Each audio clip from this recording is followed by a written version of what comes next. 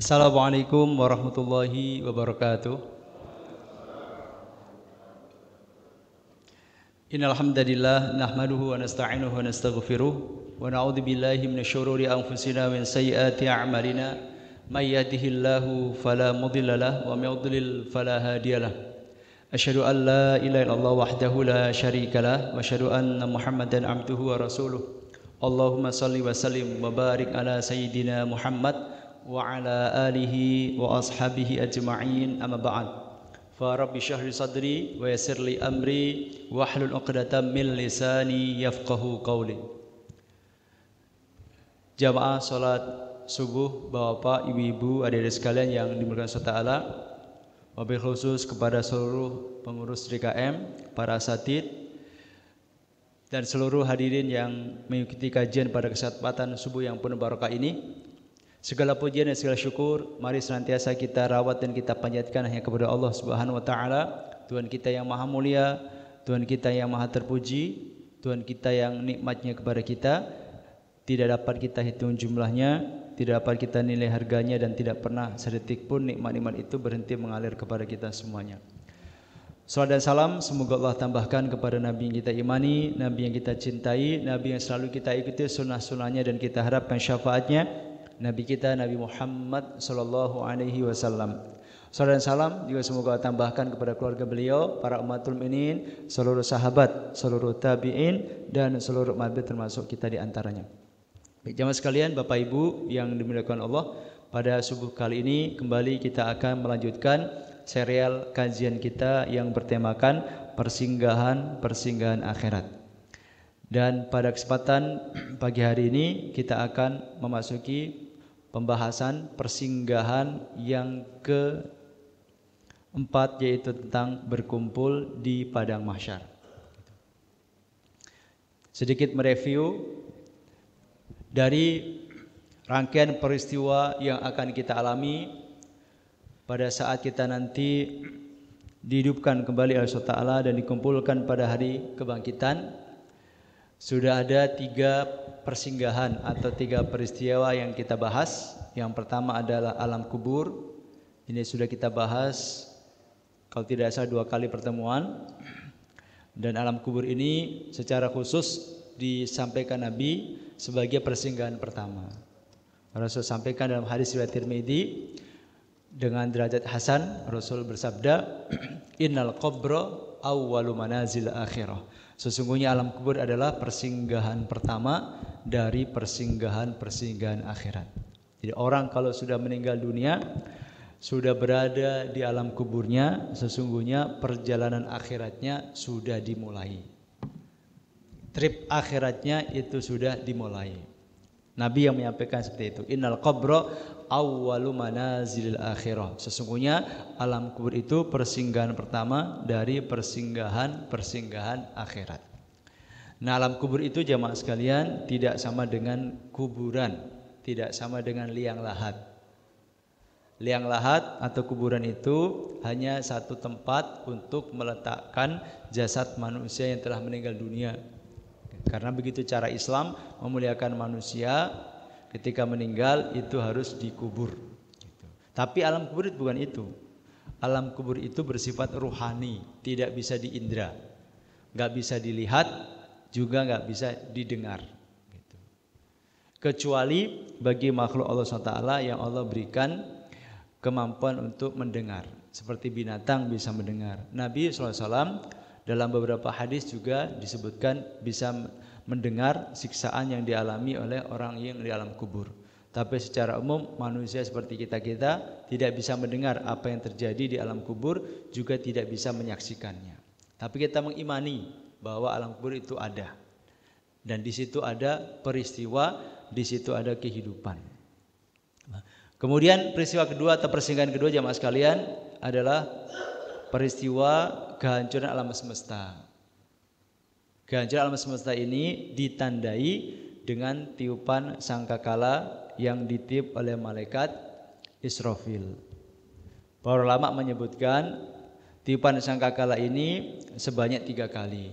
Tiupan pertama disebut dengan nafkhul faza', tiupan yang mengagetkan.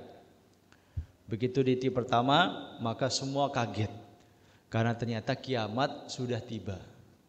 Jadi tiupan pertama ini menandai bahwasanya kiamat sudah tiba. Ibaratnya lonceng kiamat sudah dibunyikan atau sirine lah, bukan lonceng. Sirine kiamat sudah dibunyikan. Itu tandanya kiamat sudah tiba. Kaget semuanya. Manusia yang masih hidup kaget semuanya, malaikat pun kaget. Maka diistilahkan oleh para ulama sebagai nafkhul faza', tiupan yang mengagetkan. Setelah itu dilanjutkan dengan tiupan kedua yang disebut dengan nafkhus sa'id, tiupan kematian. Di tiupan kedua ini makhluk-makhluk yang belum mati akhirnya mati semuanya. Itu. Nah, setelah mati semua, kemudian Allah hidupkan lagi malaikat Israfil, karena malaikat Israfil mati juga. Jadi yang mati bukan hanya manusia, tapi malaikat-malaikat pun mati semuanya, termasuk Jibril.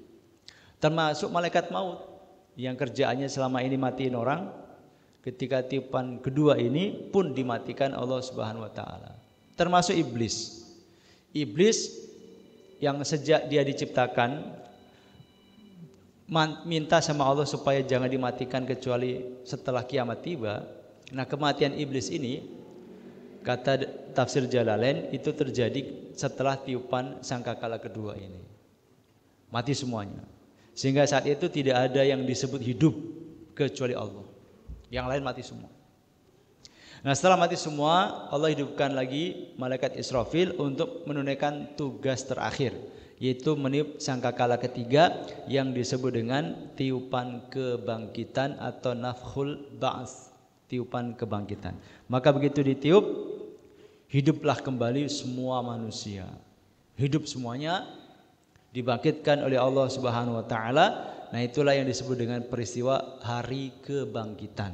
Itu hari, momen, peristiwa ketika Allah hidupkan lagi semua makhluk yang tadinya telah mati. Dihidupkan semuanya. Tidak ada yang tercecer, enggak ada yang keselip.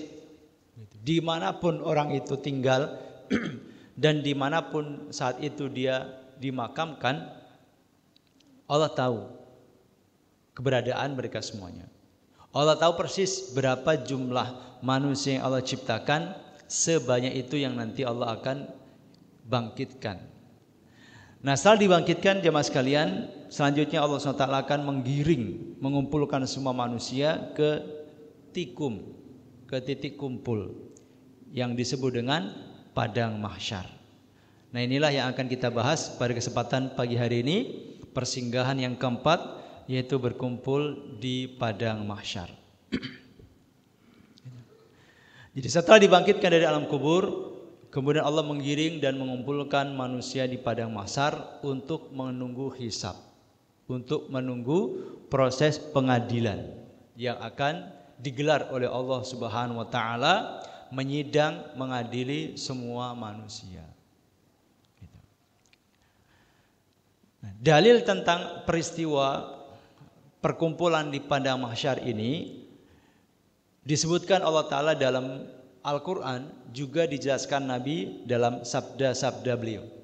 Di antara ayat yang menjelaskan tentang adanya peristiwa berkumpul di padang mahsyar, yang pertama adalah surat Al-Waqi'ah ayat 49 dan 50. Allah Ta'ala berfirman, ba'da a'udzubillahi minasyaitonirrajim, qul innal awwalina wal akhirin lamajmu'una ila miqati yaumin ma'lum. Sesungguhnya orang-orang yang terdahulu, al-awwalin, generasi orang-orang terdahulu, generasinya Nabi Adam, generasinya Nabi Idris, generasinya Nabi Nuh, generasi Nabi Hud, generasinya Nabi Soleh. Al-awwalin, orang-orang terdahulu. Wal akhirin, dan orang-orang yang terkemudian, umat-umat akhir zaman seperti kita ini, umatnya Nabi Muhammad. Al-akhirin, lamajmu'una ila miqati yaumin ma'lum, benar-benar akan dikumpulkan. Lamajmu'una, benar-benar akan dikumpulkan ila miqati yaumin ma'lum, di waktu tertentu pada hari yang dikenal. Miqat itu waktu tertentu yang sudah dikenal. Kapan itu? Hari kiamat. Ini adalah ayat yang menjelaskan bahwasanya semua kita nanti akan dikumpulkan kembali oleh Allah Subhanahu wa taala dan kita wajib mengimani. Jangan sampai ada yang enggak percaya. Mosok orang udah mati dikumpulin lagi. Ya bagi Allah gampang banget lah. Bikin kita dari yang tidak ada, Allah saja bisa kok, apalagi cuma mendaur ulang kira-kira begitu. Jadi kalau ada orang enggak percaya, itu mikirnya kurang dalam. Wong bikin manusia dari awal Allah begitu bisa, mosok cuma mendaur ulang, dulunya sudah ada, lalu didaur ulang, dibikin lagi kok nggak bisa. Ya pasti lebih gampang lah, secara logika lebih gampang gitu. Tentu bagi Allah bukan berarti bikin dari awal susah, enggak, tapi secara logika kalau cuma mendaur ulang malah lebih gampang. Kira-kira begitu. Nah dalam surat yang lain, surat Maryam ayat 93 sampai 95 Allah Ta'ala berfirman, in kullu man fis samawati wal ardi illa atir rahmani abda laqad ahsahum wa 'addahum 'adda wa kulluhum atihi yaumal qiyamati farda. Tidak ada seorang pun di langit dan di bumi kecuali akan datang kepada Tuhan yang Maha Pemurah selaku seorang hamba. Sesungguhnya Allah telah menentukan jumlah mereka dan menghitung mereka dengan hitungan yang teliti, dan tiap-tiap mereka akan datang kepada Allah pada hari kiamat dengan sendiri-sendiri. Ya, dalam ayat ini ada beberapa hal yang Allah sampaikan kepada kita semuanya, bahwa semua yang di langit dan yang di bumi, yang di langit para malaikat, yang di bumi ada manusia, ada jin, ada binatang, semuanya nanti akan datang menghadap Allah Subhanahu wa taala selaku seorang hamba. Apa yang dimaksud datang selaku seorang hamba? Illa atir rahmani abda. Hamba itu artinya adalah budak gitu. Budak itu pasti nurut kepada tuannya. Nah, maksud dalam ayat ini, semua yang di langit yaitu para malaikat dan yang di bumi yaitu manusia, jin dan binatang akan datang memenuhi panggilan Allah untuk berkumpul selaku seorang hamba, artinya mereka nurut. Jadi selaku seorang hamba di sini maksudnya adalah mereka akan nurut patuh sebagaimana patuhnya seorang hamba kepada tuannya. Kalau sekarang jamaah sekalian, Allah sering memanggil hambanya, tapi banyak yang mengabaikan panggilan Allah. Sekarang ini di dunia, orang di dunia bisa memilih antara memenuhi panggilan Allah atau mengabaikan panggilan Allah. Buktinya ketika panggilan Allah diserukan oleh para muadzin misalnya, hayya 'alas shalah, hayya 'alas shalah. Itu kan panggilan Allah sesungguhnya melalui suara para muadzin. Tapi berapa banyak yang menyambut seruan itu? Sepertinya lebih banyak yang tidak menyambut seruan itu dibandingkan yang menyambut.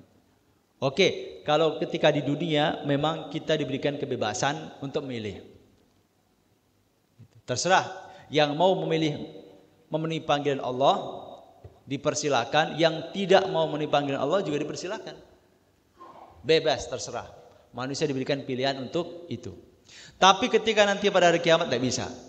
Semua orang, baik yang dulunya beriman ataupun tidak beriman, bahkan yang tidak percaya sama Tuhan sekalipun, saat dipanggil untuk berkumpul, mereka akan datang sebagai seorang hamba, nurut semuanya. Enggak mau, saya enggak mau. Tuhan saya kan bukan Allah misalkan. Enggak bisa.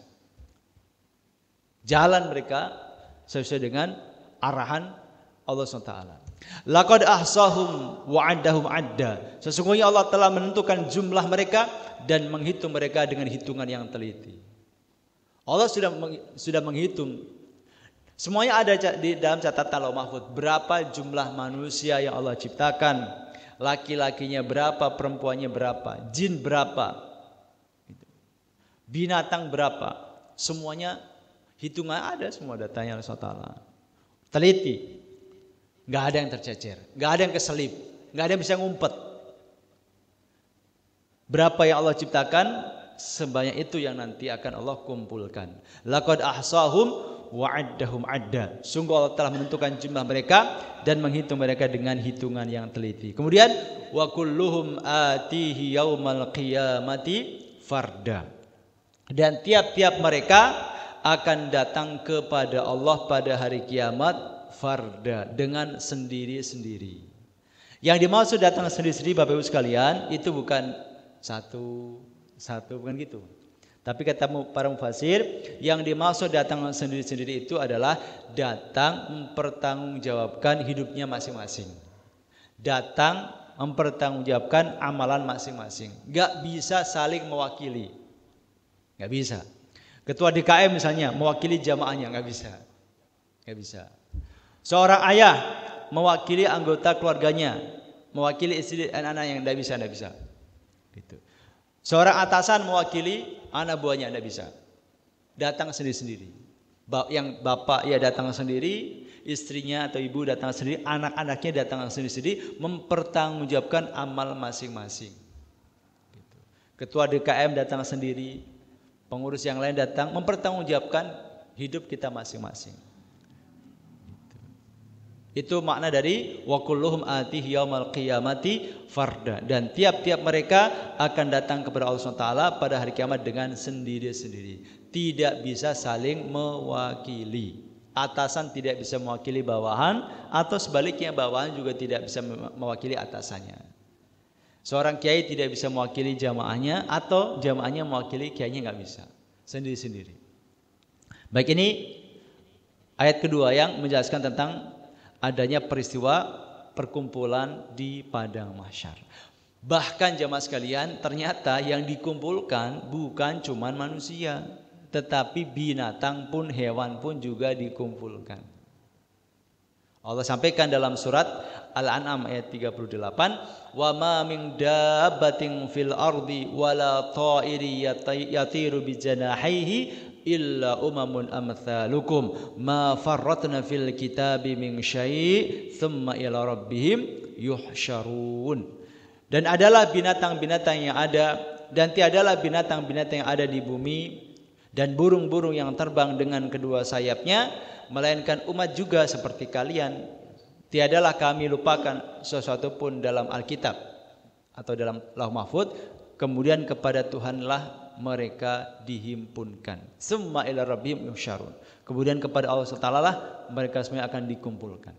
Di dalam ayat ini Allah Ta'ala sampaikan, yang namanya binatang melata di bumi, ya ada gajah, ada kuda, ada kambing, ada kucing, ada anjing, macam-macam binatang, termasuk burung yang terbang. Semuanya adalah umat gajah, umat kuda, umat kambing, umat kucing, umat kelinci, semuanya umat. Gitu. Ma faratna fil kitab min syai', tidak ada yang kami lupakan di dalam kitab induk yaitu Lauh Mahfuz. Semuanya ada catatannya di sana. Di Lauh Mahfuz ada semua data makhluk Allah Ta'ala. Berapa jumlah gajah? Ada. Berapa jumlah kuda? Berapa? Jumlah sapi, jumlah kebo, semua binatang ada. Termasuk kalau dinosaurus itu pernah ada catatannya semuanya. Ada semua catatannya. Gitu. Dan summa ila rabbihim yuhsyarun, nanti kepada Allah lah mereka semuanya akan dihimpunkan. Jadi binatang termasuk yang dibangkitkan. Hewan termasuk yang dia dibangkitkan kembali. Gitu. Jadi bukan hanya manusia, bukan hanya jin, tapi termasuk binatang juga akan dibangkitkan kembali. Ngapain binatang dibangkitkan? Binatang dibangkitkan juga untuk menjalani hisab. Gitu. Cuman hisabnya tidak sama dengan hisabnya manusia. Kalau hisabnya binatang, cuman proses qisas antara mereka. Jadi kalau ada binatang kan satu sama lain suka mendolimi, misalkan kucing sama kucing berantem. Nah, kucing yang merasa didolimi itu nanti dibangkitkan semuanya, lalu dikasih kesempatan membalas. Kambing sama kambing yang punya tanduk gegayaan, suka menang-menangan di kandang, lalu naduk-nadukin kambing-kambing yang nggak punya tanduk. Nah, kambing-kambing yang ditandukin ini nanti dikasih kesempatan balas. Nah, setelah semua binatang itu menunaikan hak pembalasan atau hak qisasnya, Allah kemudian berfirman kepada para binatang semuanya, kuni turaban. Jadilah kalian semuanya debu atau tanah. Maka seketika semua binatang itu berubah jadi tanah semua. Selesai. Hidup mereka selesai. Nah, kalau manusia enggak. Manusia setelah hisab ada konsekuensinya. Ima dimasukkan surga atau dimasukkan neraka. Nah, kalau binatang setelah hisab itu jadi tanah. Nah, karenanya orang kafir ketika ngelihat itu, enak bener ya. Setelah dihisap jadi tanah. Mereka mengatakan, ya laitani kuntu turaba. Duhai seandainya aku jadi tanah. Mereka pengen juga jadi tanah. Selesai kan? Udah. Gitu ya. Baik. Nah itu jemaah sekalian, beberapa ayat Al-Quran dan juga penjelasan dari Allah Ta'ala tentang proses atau peristiwa perkumpulan di padang mahsyar. Nah sekarang kita lanjutkan. Bagaimana sih gambaran padang mahsyar itu jemaah sekalian? Yang pertama, gambaran tentang tanah padang mahsyar itu tanahnya putih, berbentuk bulat pipih dan datar. Ini gambaran bumi padang mahsyar. Hal ini dijelaskan oleh Nabi SAW dalam hadis riwayat Imam Muslim. Yuhsyarun nasu yaumal qiyamati ala ardin bayda'a afra'a ka qursatin naqi laysa fiha 'alamun li ahad. Pada hari kiamat kelak manusia akan dikumpulkan di bumi yang sangat putih berbentuk bulat pipih dan datar tanpa ada tanda bagi seorang pun di atasnya. Jadi pertama, bumi padang mahsyar itu digambarkan dalam hadis Nabi yang mulia ini bentuknya warnanya putih. Bukan coklat seperti tanah sekarang, tapi warnanya putih. Bentuknya bulat pipih dan datar. Gitu. Jadi seperti mungkin kayak hamparan roti gitu, warna putih. Dan tidak ada tanda bagi siapapun di atasnya. Maksudnya bumi itu tidak ada tanda-tanda pernah ditinggali orang atau pernah ditempati orang. Jadi kelihatan banget itu bumi yang masih gres. Masih gres, belum pernah ada yang menginjakkan kaki di situ. Gitu. Itu gambaran padang mahsyar. Jadi tanahnya warna putih, bentuknya bulat pipih. Gitu. Nah, ini berbeda dengan bumi yang sekarang. Karena dalam pertemuan yang lalu kita sudah bahas bahwa setelah Allah menghancurkan jagat raya ini, nanti Allah akan ciptakan bumi yang baru dan langit yang baru. Kata Allah Ta'ala, yauma tubadalul ardu ghairal ardi was samawat. Pada hari itu digantilah bumi dengan bumi yang lain, demikian pula langit. Jadi padang mahsyar itu bumi yang baru. Langitnya pun langit yang baru. Termasuk matahari padang mahsyar itu juga matahari yang baru. Bukan matahari yang ini. Jadi semuanya baru dengan sifat-sifat yang baru. Nah gambarannya kira-kira seperti itu. Nah kemudian bagaimana kondisi manusia ketika mendatangi padang mahsyar? Ketika manusia mendatangi padang mahsyar jamaah sekalian terbagi menjadi 3 keadaan atau 3 macam. Pertama berjalan kaki. Ada yang datang ke padang mahsyar dari tempat kebangkitannya jalan gelenu. Ada yang menaiki kendaraan, naik kendaraan. Tapi nggak dijelaskan kendaraannya apa, mereknya apa misalkan, nggak, baik berkendaraan. Dan yang ketiga ada yang diseret, diseretnya bukan diseret tangannya ditarik lalu ngesot pakai pantat, bukan, tapi diseretnya itu di atas muka mereka. Hal ini dijelaskan Nabi SAW dalam hadis Hasan riwayat Imam At-Tirmidzi. Rasul bersabda, innakum tuhsyaruna rijalan wa rukbanan wa tujarruna ala wujuhikum. Sesungguhnya kalian akan dikumpulkan ke padang mahsyar rijalan, dengan berjalan kaki. Rijalan atau berjalan kaki ini adalah kondisi umumnya orang beriman. Jadi mayoritas orang beriman itu ketika berjalan menuju ke titik kumpul di padang mahsyar itu jalan kaki, long march, jalan kaki. Ini mayoritas. Yang kedua, warukbanan, naik kendaraan.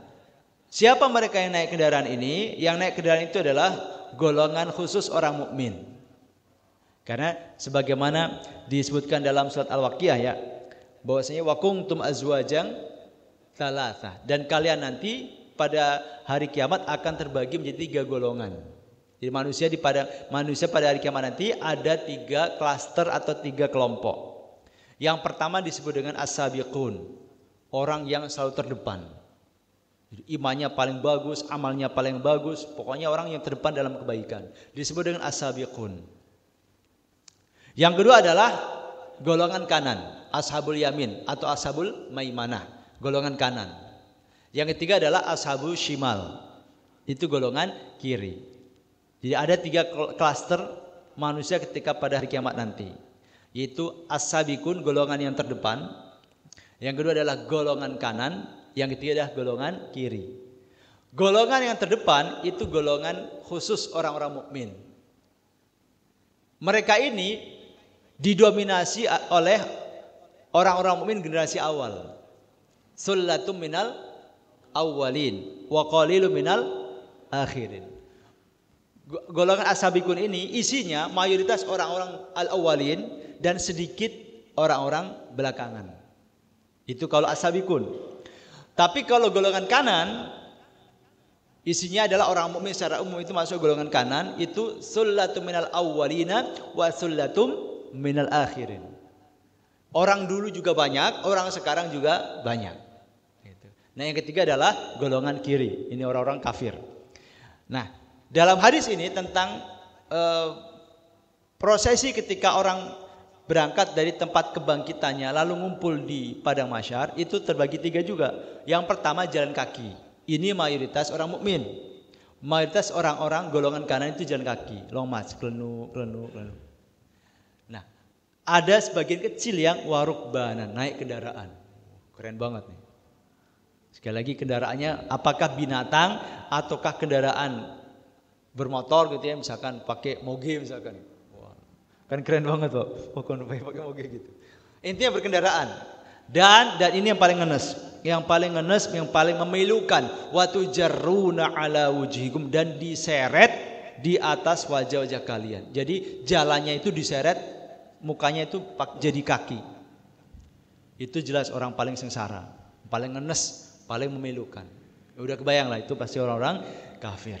Ini keadaan ketika orang berangkat ke padang mahsyar. Yang kedua, situasinya itu hening dan mencekam.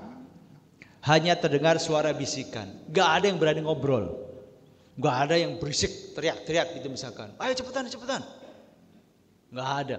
Semua hening suasananya. Padahal ini long march dengan jumlah terbesar yang pernah ada dalam sejarah kehidupan. Karena semua manusia, dari Nabi Adam sampai nanti manusia yang terakhir kali Allah ciptakan, semuanya akan berangkat menuju titik kumpul di padang mahsyar. Tapi nggak ada suara berisik. Yang adanya suara-suara lirih. Allah Ta'ala berfirman dalam surat Thaha ayat 108, yauma idzi yattabi'una ad-da'iya la iwajalah wa khashatil aswatu lirrahman fala tasma'u illa hamsa. Pada hari itu manusia mengikuti menuju kepada suara penyeru dengan tidak berbelok-belok. Jadi pada hari itu ketika dikumpulkan di padang mahsyar, orang akan mengikuti kemana perintah itu ditujukan. Suara itu nyuruh kemana? Lurus semuanya. Enggak ada yang kemudian belok kanan, belok kiri, neduh dulu, istirahat dulu misalkan. Kagak ada. Jalan terus. Yauma idzi yattabi'una da'iya la iwajalah. Pada hari itu manusia mengikuti atau menuju kepada suara penyeru dengan berbelok-belok. Jadi ada yang ngomandoin. Jalan semuanya. Nurut semuanya. Mau yang mukmin, mau yang kafir, mau yang ateis, komunis, nurut semuanya. Wa khasyatil aswatu lirrahman, dan merendahlah semua suara kepada Tuhan yang Maha Pemurah. Fala tasma'u illa hamsa, dan kamu tidak mendengar kecuali suara bisikan saja. Orang sebanyak itu nggak ada kegaduhan, Pak. Nggak ada kegaduhan. Padahal orang sebanyak itu. Kalau di dunia ada orang sebanyak itu gaduh, rame. Ini enggak, hening semuanya. Enggak ada yang berani bersuara keras. Semuanya hening. Kalaupun ada yang berani bersuara, itu berbisik doang. Mau kemana kita ya? Ya Allah, selamatkanlah ya Allah. Bisik, salimna ya Allah, salimna. Selamatkanlah ya Allah, selamatkanlah ya Allah. Bisik-bisik doang. Itu yang kedua. Ya, itu gambaran situasi ketika di padang mahsyar. Berikutnya kondisi manusia ketika di padang mahsyar. Pertama, orang ketika di padang mahsyar itu tidak beralas kaki, dikumpulkan dalam keadaan nyeker, nggak ada yang pakai sepatu, nggak ada yang pakai sendal, nggak ada yang pakai kaos kaki, nyeker. Gitu. Yang kedua telanjang, nggak ada yang pakai baju. Yang ketiga dalam kondisi belum dikhitan, sebagaimana ketika awal kali manusia diciptakan. Nabi bersabda, yuhsyarun nasu yaumal qiyamati hufatan uratan ghurlan. Manusia akan dikumpulkan pada hari kiamat dalam keadaan tidak beralas kaki, tidak berpakaian, dan belum dikhitan kondisinya. Jadi betul-betul datang sebagaimana awal mula Allah ciptakan. Nggak bawa apa-apa, nggak ada yang bisa dibawa. Jangankan dikumpulkan pada mahsyar, begitu orang meninggal dunia saja semuanya ditinggalkan. Ketika kita meninggal dunia, maka dalam Islam orang meninggal dunia kan dikafanin gitu, nggak dipakai jas, pakai dasi, lalu perhiasannya tetap dipakai, handphonenya tetap ditaruh di samping, kan nggak ada. Orang meninggal dunia dalam syariat Islam cukup dikain kafanin, semua asetnya ditinggalkan, semua asetnya akan ditinggalkan. Yang menjadi temannya cuma amal perbuatannya. Nanti di padang mahsyar juga seperti itu. Yang dulu meninggal dimasukin peti, dipakein jas, dasi, pakai sepatu lengkap, perhiasannya juga semuanya lengkap waktu itu, enggak ada semua. Ditinggalkan semuanya. Nah, tapi pada akhirnya jemaah sekalian, nanti manusia akan diberikan pakaian oleh Allah Taala. Nah, orang yang pertama kali diberi pakaian adalah Nabi Ibrahim alaihissalam.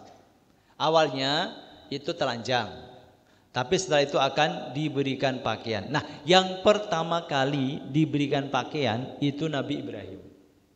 Hal ini disampaikan Nabi dalam hadis sahih riwayat Imam Al-Bukhari, "Inna awwala man yuksa yaumal qiyamati Ibrahim." Sesungguhnya orang yang pertama kali diberikan pakaian pada hari kiamat adalah Nabi Ibrahim. Kok enggak Nabi Muhammad atau Nabi Adam? Ada hikmahnya atau ada rahasianya. Dijelaskan oleh sebagian ulama, kenapa kok Nabi Ibrahim? Kenapa bukan Nabi kita Nabi Muhammad? Jadi kata sebagian ulama, kenapa Nabi Ibrahim? Karena Nabi Ibrahim ini dulu pernah dipermalukan oleh umatnya ketika dibakar. Jadi saat Nabi Ibrahim itu dibakar oleh umatnya, ketika beliau berdakwah kan pernah dibakar, Pak ya, dilemparkan ke dalam kobaran api yang sangat besar sekali. Saking besarnya api yang mereka nyalakan gitu, karena hasil tumpukan kayu bakar yang banyak banget, mereka itu sampai disebutkan dalam satu riwayat, ketika melemparkan Nabi Ibrahim itu bukan dijorokin, bukan, atau dia yuk 1, 2 dilempar gitu, bukan, pakai ketapel. Jadi saking apinya besar, kalau mereka ngelempar Nabi Adam dari jarak dekat, mereka pun kepanasan. Maka mereka kemudian bikin ketapel. Nah, konon ketapel ini adalah masukan dari iblis. Jadi ketika api udah dinyalakan gede, mereka bingung, api gede banget ini. Kalau kita pengelempar dari dekat, kita juga kepanasan gitu. Datang iblis menjelma jadi manusia, lalu ngasih ide, bikin ketapel. Nanti lempar pakai ketapel. Akhirnya bikin ketapel gede.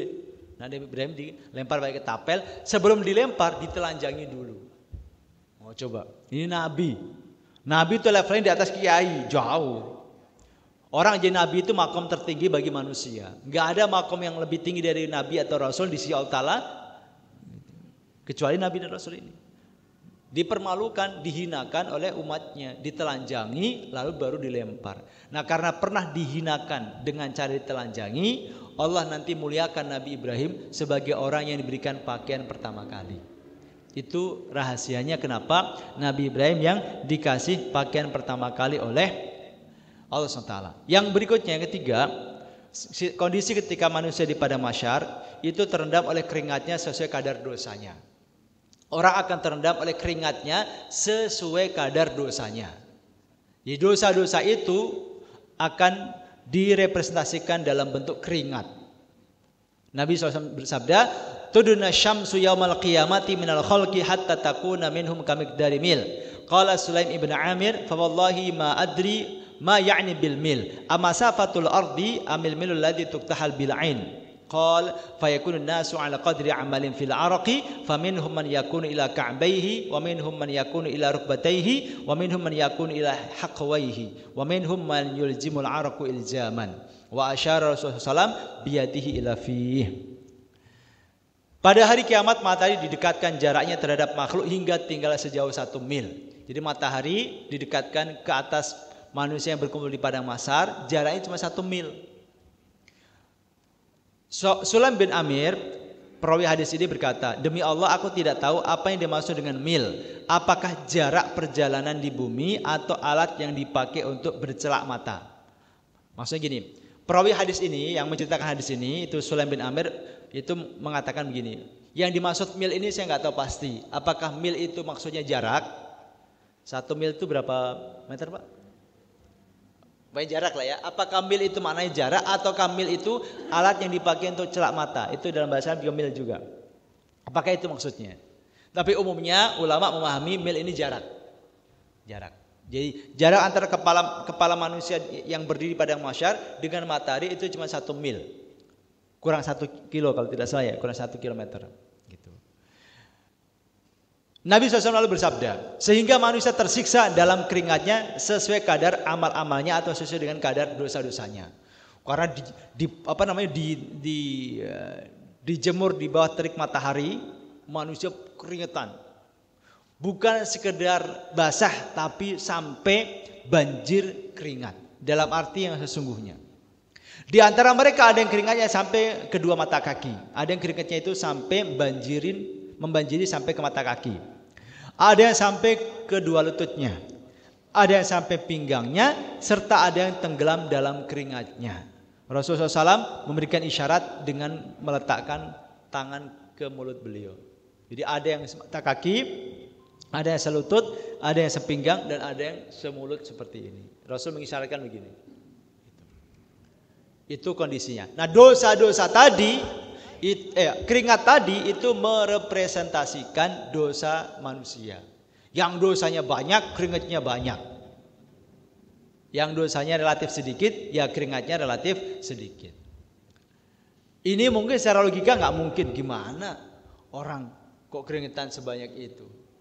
Ini masalah gaib, memang tidak masuk akal. Orang kok keringetan semata kaki juga nggak ada kalau di dunia. Minumnya masih banyak apa? Ini akhirat. Ini masalah gaib. Kita wajib mengimani berdasarkan dalil, bukan berdasarkan logika. Entar dipikir lagi, matahari 1 mil mah orang udah kebakar. Ini akhirat. Mataharinya itu matahari akhirat, bukan matahari ini. Jadi semuanya harus kita fahami berdasarkan iman, bukan berdasarkan logika dan penalaran. Ini bedanya orang mukmin dengan orang yang tidak beriman atau orang liberal misalnya. Ya kita disebut mukmin ya karena percaya dengan dalil. Nah karena yang bilang Nabi hadisnya sahih ya kita mengimani, meskipun kalau dinalar-nalar ya nggak mungkin lah orang keringetan semata kaki, sepinggang, nggak mungkin. Logika kita nggak mungkin. Bagi Allah apa sih yang tidak mungkin? Kan gitu. Baik ya? Oh, sudah ini ya. Yang berikutnya, tubuh dan wajah orang kafir khususnya pucat membiru. Saking takutnya itu orang bukan hanya pucat pasi tapi pucat membiru. Allah berfirman, "Yauma yunfakhu fis-sur wa nahsyurul mujrimina yauma idzin zurqa." Yaitu di hari yang pada waktu itu ditiup sangkakala. Dan kami akan mengumpulkan pada hari itu orang-orang yang berdosa dengan muka yang biru buram. Jadi saking takutnya itu bukan pucat pasi tapi pucat membiru. Itu gambarannya. Nah, jamaah sekalian, berapa lama orang di padang mahsyar? Orang di padang mahsyar ternyata bukan sehari 2 hari, sepekan 2 pekan, tapi 40 tahun. Rasul bersabda, "Yajma'ullahu al-awwalina wal akhirina limiqati yawmin ma'lum qiyaman 40 sanah syakhsatan absaruhum ila as-sama'i yantadiruna fasal qada." Rawahu Ibnu Abi Dunya wa Tabrani. Allah akan mengumpulkan seluruh manusia dari generasi awal hingga generasi akhir pada hari kiamat dalam keadaan berdiri 40 tahun. 40 sanah, 40 tahun. Pandangan mereka menatap tajam ke langit. Di padang mahsyar orang pada nunggu ngelihat ke langit. Ngapain? Menanti pengadilan Allah, nunggu Allah datang. Nunggu Allah datang. 40 40 tahun nggak diapa-apain, cuman suruh berdiri. Lagi-lagi mana mungkin orang kuat berdiri 40 tahun, dia pingsan akhirat. Kita mempercayai karena dalil, bukan logika. Dari awal, dari kita membahas alam kubur ya kita mengimani karena dalil. Itulah kita disebut orang beriman. Karenanya di awal Al-Baqarah Allah mengatakan sifat orang beriman ketika dijelaskan dari awal Al-Baqarah, Alif Lam Mim, dzalikal kitabul la raiba fi hudal lil muttaqin. Sifat pertama orang bertakwa apa? Alladzina yu'minuna bil ghaib, yaitu orang yang percaya kepada yang gaib. Akal kita itu terbatas banget. Baik, terakhir sebagai penutup. Situasi padang mahsyar yang berat itu ternyata ada juga sekelompok orang mukmin yang Allah berikan keringanan. Di antaranya dijelaskan Nabi dalam hadis berikut ini yang menjelaskan adanya 7 golongan orang-orang mukmin yang akan mendapatkan naungan Allah SWT. Yang lain mah kepanasan. Tapi ada 7 kelompok orang mukmin ini yang mereka relatif tidak merasakan kepanasan. Juga mungkin tidak terlalu berkeringat. Rasul bersabda, sab'atun yudhilluhumullahu fi dhillih yauma la dhilla illa dhilluh al-imamul adil wa syabun nasha bi ibadati rabbih wa rajulun qalbuhu mu'allaqun fil masajid wa rajulani tahaba fillah ijtama alaihi wa tafarraqa alaihi wa rajulun talabathum ra'atun dzatu mansibin wa jamalin faqal inni akhafullah wa rajulun tasaddaqa akhfa hatta la ta'lama shimaluhu ma tunfiqu yaminuhu wa rajulun dzakarallaha khaliyan fafadat aina. Rawahul Bukhari wa Muslim. Ada 7 golongan yang akan dinaungi oleh Allah SWT dengan naungan arasy-Nya pada hari di mana tidak ada naungan kecuali hanya naungannya. Ya, ada 7 golongan orang mukmin yang akan dinaungi oleh Allah SWT dengan naungan arasy-Nya saat tidak ada naungan kecuali naungan arasy Allah SWT. Jadi di padang mahsyar itu tidak ada pohon. Di padang mahsyar tidak ada pepohonan. Tidak ada bangunan, tidak ada tenda. Nggak ada, ngablak blak blak blak. Maka disebutkan di sini di hari ketika tidak ada naungan kecuali hanya naungannya, naungan Allah SWT. Karena nggak ada pohon. Kalau ada pohon kan orang bisa neduh di bawah pohon. Nggak ada. Ngablak. Gitu.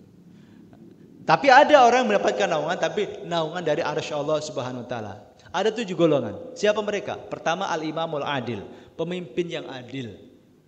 Salah satu fadilah yang Allah anugerahkan, kehormatan yang Allah berikan kepada pemimpin yang adil adalah dinaungi ketika dikumpulkan di padang mahsyar. Adem dia. Yang kedua, pemuda yang tumbuh besar dalam beribadah kepada Allah Ta'ala, kepada Rabb-Nya. Anak muda tapi rajin sholat. Anak muda tapi aktif di masjid. Ini mendapatkan keutamaan juga, kehormatan juga dinaungi di padang mahsyar. Gitu. Mungkin bagi kita udah lewat saya ini, nggak dapat ini. Pemimpin kagak, mungkin sebagai bapak-bapak mungkin ada yang menjadi pemimpin gitu ya, entah itu RT, RW atau mungkin dulu pejabat di tempat tugasnya. Mudah-mudahan jika adil mendapatkan keutamaan dan kehormatan yang pertama ini. Yang kedua pemuda, mungkin kita sudah lewat, tapi sebagian saya lihat masih ada yang muda-muda. Mudah-mudahan mendapatkan yang kedua ini. Yang ketiga, seseorang yang hatinya senantiasa terpaut pada masjid. Nah, kalau ini kita bisa ikhtiarkan sekarang. Kalau yang nomor 2 pemuda udah lewat bagi kita.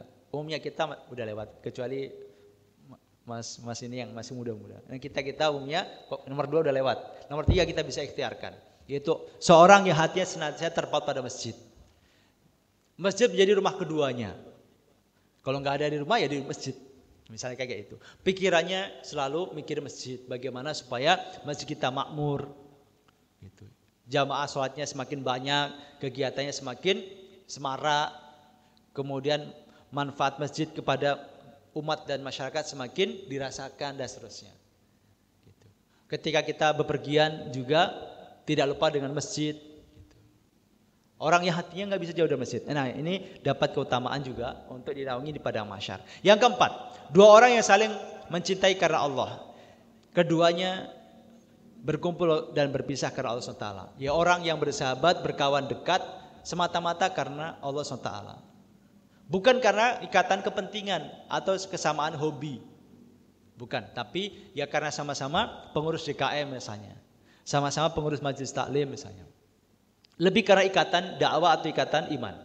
Bukan karena ikatan hobi dan ikatan kepentingan. Nah, orang seperti ini itu juga mendapatkan keutamaan dinaungi di padang mahsyar. Yang kelima, seorang laki-laki yang diajak berzina oleh seorang wanita yang berkedudukan.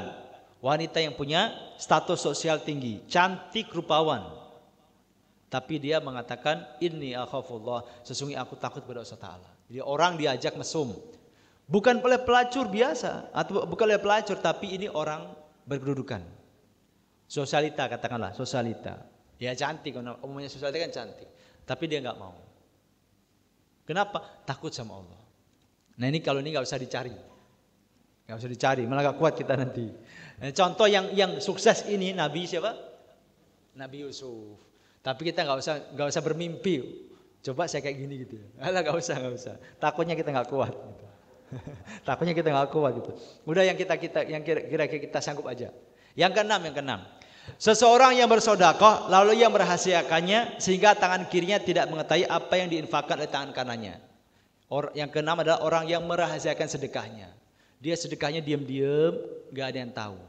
Jangankan tetangganya, jangankan keluarganya, tangan kirinya juga nggak tahu kalau tangan kanannya sedekah.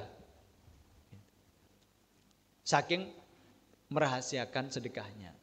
Tapi ini bukan berarti sedekah terang-terangan itu nggak boleh, Pak ya.